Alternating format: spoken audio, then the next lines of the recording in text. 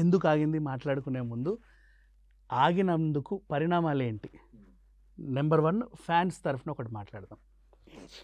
ఇట్లాంటి సినిమా ఒక print late అయితేనే అవునా థియేటర్ దగ్గర రచ్చలు చూస్తాం, గొడవలు చేస్తారు.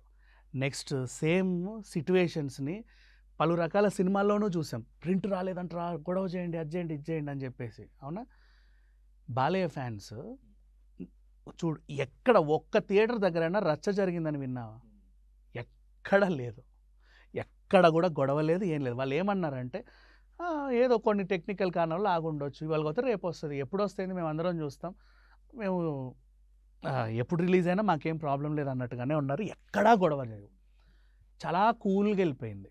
నెంబర్ 1 అభిమానుల వైపు చెప్పాలంటే వాళ్ళందరూ అంటే ఒక హీరోకి అభిమానులు ఎంత ఇదిగా సపోర్ట్ చేస్తున్నారు అనేది ఈ సినిమా ద్వారా, అండ్ నందమూరి అభిమానులు ఎలాంటి వాళ్ళు అనేది కూడా ఇప్పుడు ఈ ఇన్సిడెంట్ ద్వారా అర్థమైపోయింది.